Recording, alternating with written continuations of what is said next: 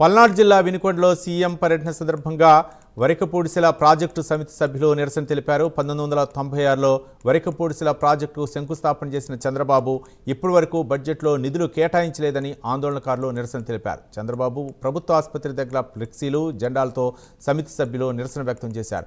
సాధన సమితి సభ్యులను పోలీసులు అడ్డుకున్నారు. వరికపూడిశిల ప్రాజెక్టుపై ప్రభుత్వం చిన్నచూపు చూస్తోందని ఆందోళనకారులు ఆందోళన వ్యక్తం చేశారు.